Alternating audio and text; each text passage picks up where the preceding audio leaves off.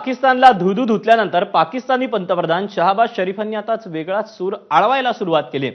पाकिस्तानचे पंतप्रधान शांततेच्या चर्चेची भाषा करतायत, मात्र त्यांनी काश्मीरसह चर्चा झाली पाहिजे अशी अट घातली। मात्र भारताची कणखर भूमिका आहे। जोवर पाकिस्तान दहशतवादाला खतपाणी घालणं थांबवत नाही आणि दहशतवादी अड्डे नष्ट करत नाही, तोवर भारताची चर्चा फक्त पाकव्याप्त काश्मीरवरच असं निक्षून सांगितलं आहे। या शस्त्रसंधीचा भारत आणि पाकिस्तानचा संघर्ष निवळण्यासाठी फायदा होईल, पण आता याच अनुषंगानं पाकिस्तान जगासमोर असं चित्र निर्माण करतोय की चर्चेच्या माध्यमातून पाकिस्तान हा भारतासमोर शांततेचा प्रस्ताव ठेवतोय।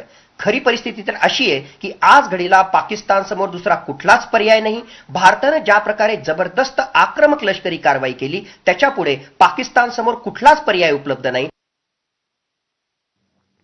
भारत पाकिस्तान यांच्या डीजीएमओची आज पुन्हा चर्चा झाली। दोन्ही देशांमधील युद्धविराम 18 मे पर्यंत वाढवण्यात आल्याची माहिती आहे। एकीकडे दोन्ही देशांदरम्यान लष्करी पातळीवर चर्चा होत असताना पाकिस्तानी उपपंतप्रधान इशाकदार यांनीही त्यांच्यासाठी उच्चारण्यास अवघड असे शांती आणि विश्वासाचे दावे करायला सुरुवात केली।